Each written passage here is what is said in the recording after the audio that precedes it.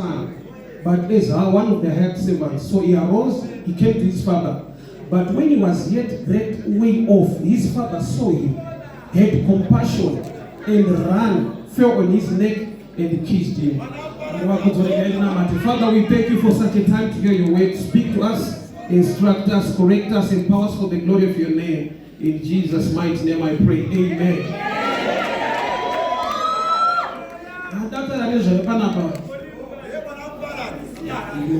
It's a common story. Verse 17, he came to himself. Akadzoka mundangariro dzake ndokubva afunga kuti kumba baba wangu kune zvekudya nevaranda vanodya. That's a good thing. Akadzoka kumba, but chamudriver to come back home haasi kuda baba ati kumba kwababa kune zvakati nezvakati nezvakati. I know tese tinogona kunge takauya kuna Mwari with different reasons.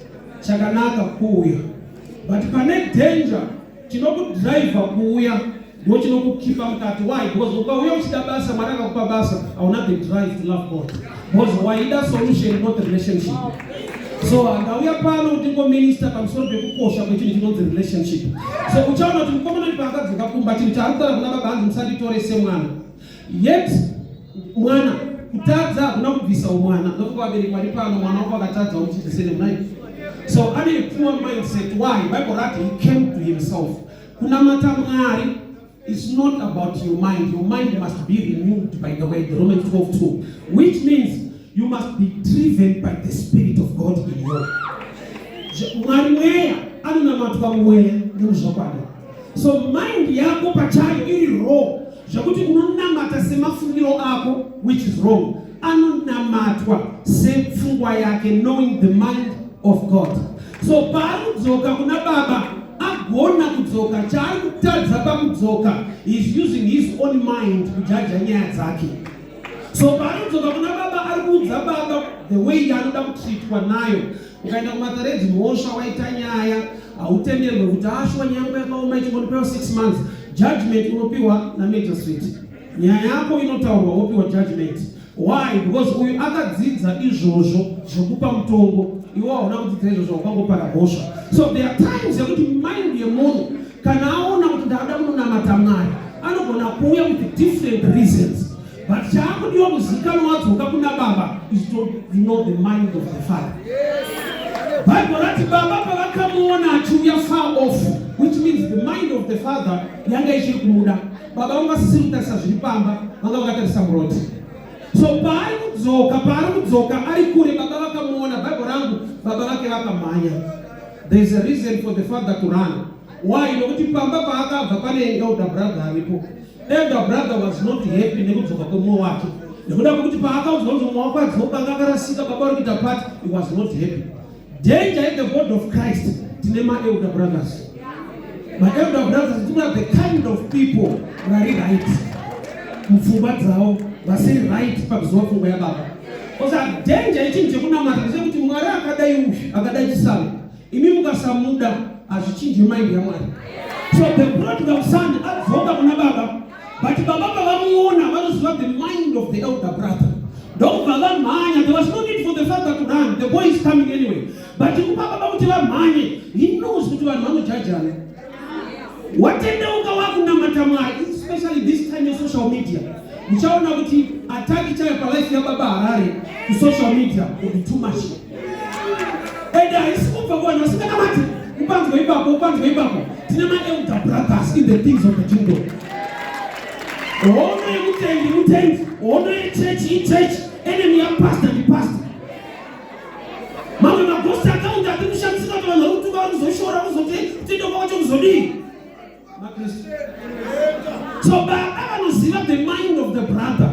Havadi kutora machances. Why? Akatanga aonana nemukoma muba mpindiki. Do you know kuti ukasangana nemunhu usina kusangana naMwari, Mwari wacho hana matiki.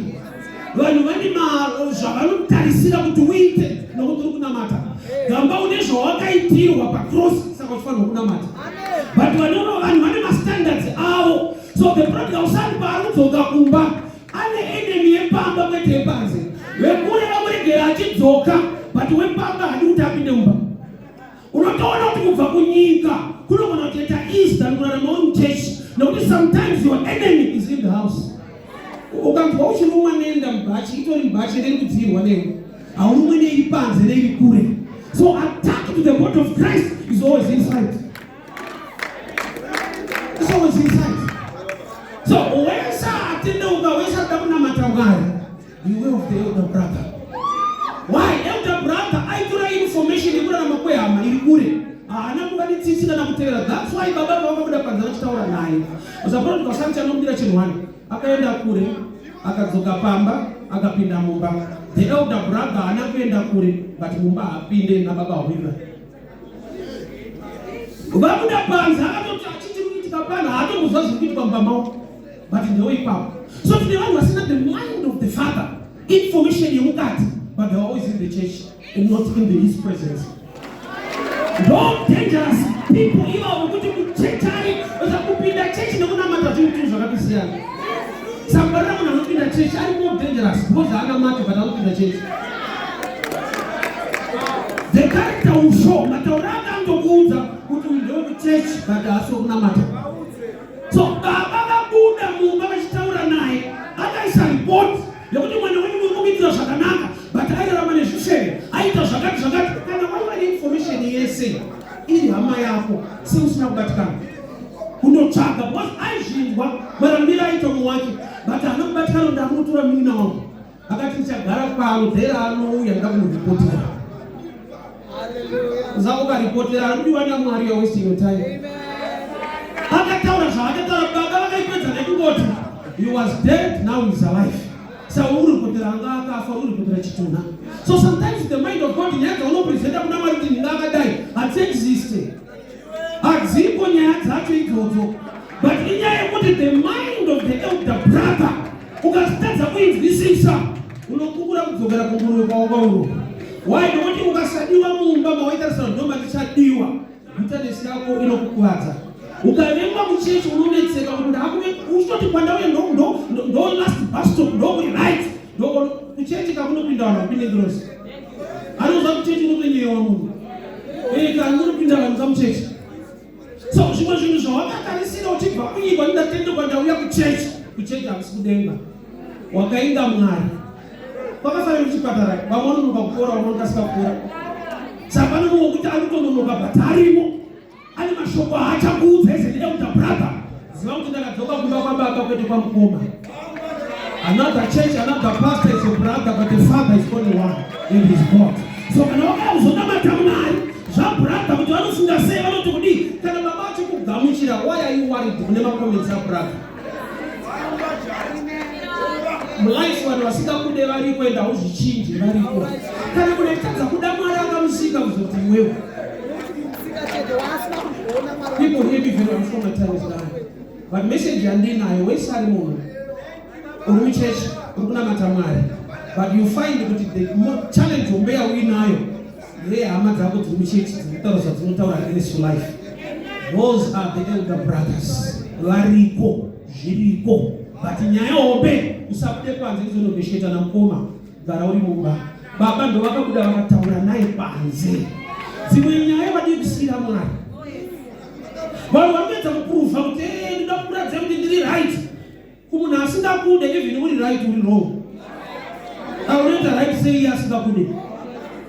Ukagona kumunhu asingakuda ugone. Saka life vanhu vanoti zvaunoita zvese haugone uchasangana nawo. But hazvina kuti ndizvo kuti haugone havakude saka zviite kuti uvagonere. Kana une vanokuappreciate nekupapa zvinhu zvaunoita, thank God for that. Spirit ya brother ya elder brother iri mu society iri mu church.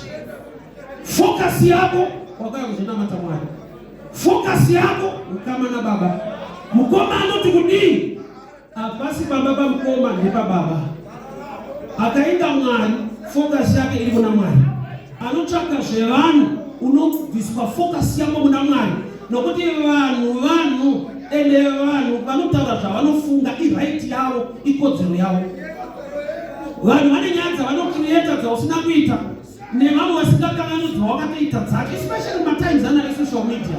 Unoburitsirwa imwe nyaya unozoona kuti kunamata kwati ungatonetsa. But I want to show you this. Mwari anokanganwa vana vakanganwe.